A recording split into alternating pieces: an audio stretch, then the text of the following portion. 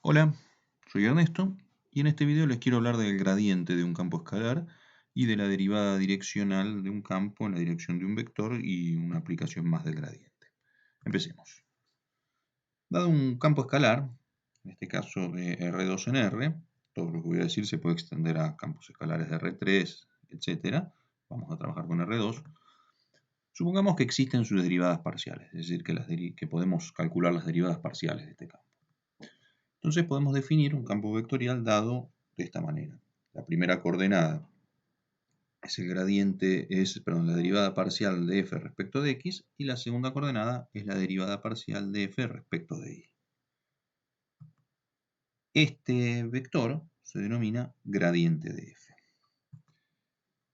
Es un campo vectorial porque es una función que tiene dos variables, o sea, su dominio es R2, y devuelve un vector, o sea que su imagen también es R2.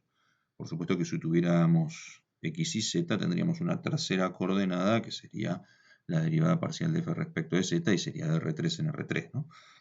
En cualquier caso es un campo vectorial. La notación que usamos también para el gradiente se puede escribir grad y se puede escribir también con este triangulito invertido que se llama nabla. La nabla de f es el gradiente de f.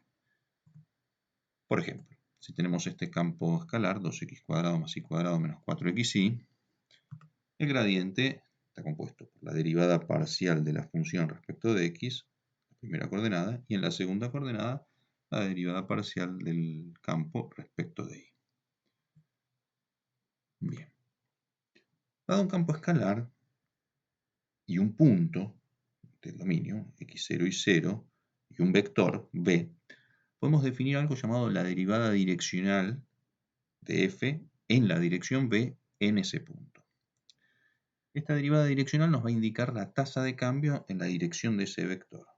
Es decir, cuánto varía la función evaluada en ese punto por cada avance que se haga en el sentido del vector v. Es decir, si yo muevo un poquito el punto en la dirección de ese vector v, cuánto varía la función, ¿sí? Por cada unidad de avance en términos del vector v. Se calcula de este modo. Y se escribe de este modo. Se escribe f sub v por el vector comita en el punto en el que queremos analizar y se calcula haciendo el gradiente evaluado en ese punto, producto escalar con el vector. Ese es el cálculo. Por supuesto, este cálculo se efectúa por definición con un límite con el cual no me quiero meter en este video, y se concluye luego que ese límite tiene este resultado. Así que vamos a usar directamente el resultado. Vamos con un ejemplo. Tenemos este campo escalar, x menos 1 al cuadrado, más x por y más 3 al cuadrado, más 2, ¿no? Y el gradiente es este, nuestra función de dos coordenadas. La primera coordenada es esa, la segunda es esa otra. Y queremos saber la derivada direccional en el punto 1 menos 4 en cierta dirección dada por 3, 1. Bien, veamos cómo sería esto gráficamente. A la izquierda voy a graficar R2, a la derecha voy a hacer el gráfico en R3 con la superficie que nos da este campo escalar. El punto en el que queremos analizar es este punto de color rojo, que es el punto de coordenadas 1 menos 4, y quiero analizar qué pasa si me muevo en la dirección dada por el vector 3, 1. ¿Sí? Si me muevo un poquito en la dirección de ese vector. Bien, vamos a hacer primero el cálculo y después vamos a interpretarlo. El gradiente evaluado en el 1 menos 4, que es lo que me decía la fórmula de antes, reemplazo simplemente por el 1 menos 4 y esto me da 1 menos 2. Eso me da el gradiente evaluado en el 1 menos 4. Ahora hago el producto interno de lo que me dio el gradiente con el vector y esto me da 1, ¿no? 1 por 3 más menos 2 por 1, 1. El producto escalar era hacer producto coordenada a coordenada y sumar esos resultados. ¿Qué significa esto? Si yo me muevo en esa dirección, ahí proyecté hacia arriba esa dirección sobre la superficie, eso me genera una recta tangente a la superficie en la dirección de ese vector. Y se ve que sobre la superficie el punto que está allí de color violeta se va a mover sobre la superficie. Bueno, si yo me moviera en la dirección de la recta tangente una unidad dada por el vector, llegaría al punto anaranjado. Eso si me desplazara por la tangente en lugar de por el vector.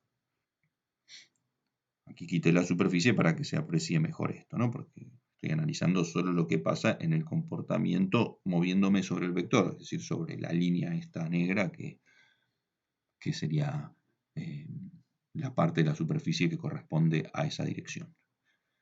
Si analizo solamente abstrayendo las dimensiones espaciales de abajo, digamos, y dejando solo la z, o sea, mirándolo de costado el dibujo, podemos ver que la función nos daba 3, ¿no? Pues si evaluamos la función en el 1 menos 4, nos da 3, es la altura del punto violeta, el valor de z.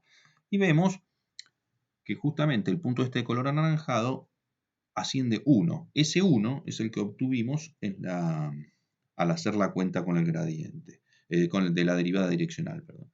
Es decir, que se avanzaría 1 por cada unidad de avance que haga vectorialmente moviéndome en el vector v, que es 3, 1. Bien.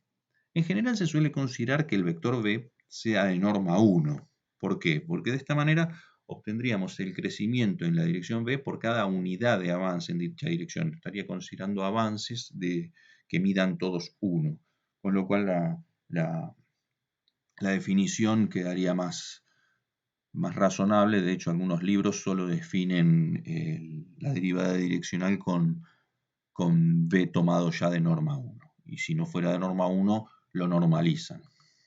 En el ejemplo anterior teníamos el vector 3, 1.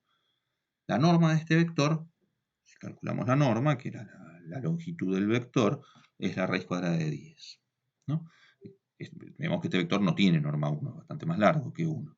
La raíz cuadrada de 10 es más que 3, o sea que es bastante más largo.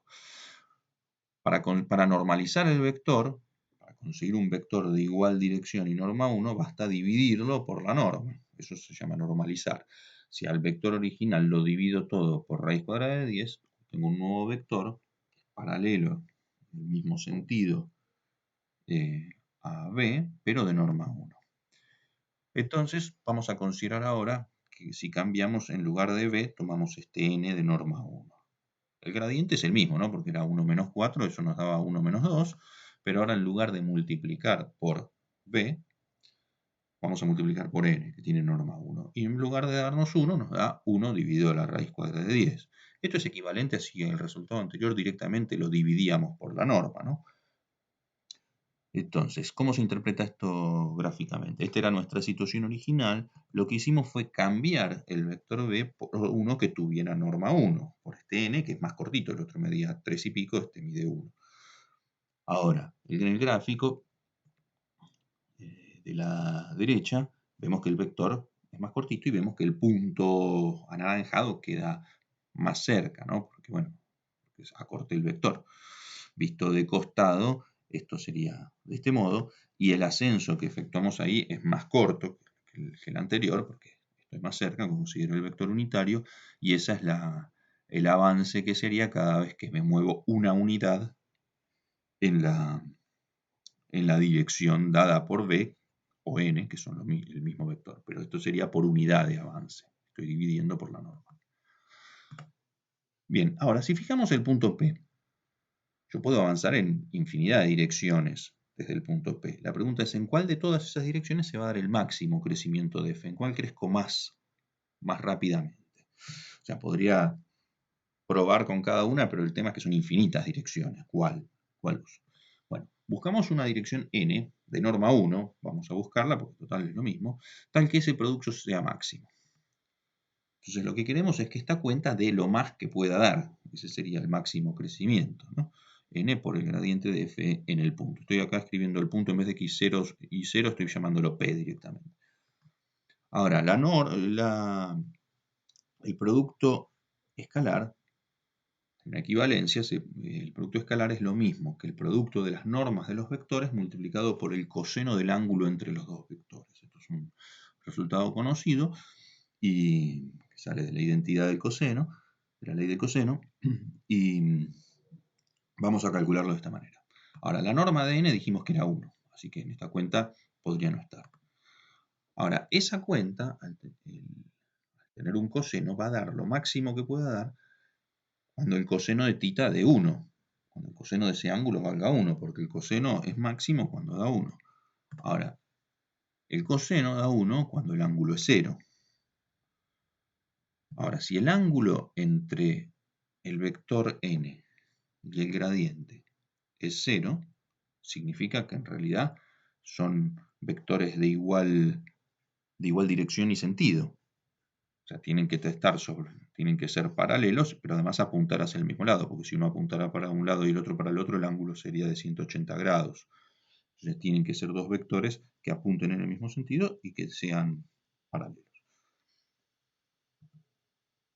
Entonces la conclusión importante aquí es que el gradiente, el vector gradiente, está orientado en la dirección del máximo crecimiento. Veámoslo en el ejemplo entonces, teníamos que el vector era el 1 menos 2, el vector dado por el gradiente, y ese es el que nos va a dar el máximo crecimiento. Entonces, si consideramos aquí el vector 1 menos 2 y vemos hacia dónde está apuntando, podemos apreciar en el dibujo que ahí, aparentemente, bueno, lo que pasa es que tendríamos que ver el campo desde más perspectivas para darnos cuenta que efectivamente esta es la dirección de máximo crecimiento. Si quieren graficarlo en un graficador 3D y rotar un poco la figura, los invito a hacerlo porque está bueno. Se ve que en esa dirección el crecimiento es el máximo posible. Bueno, espero que se haya entendido todo y nos vemos en otro video.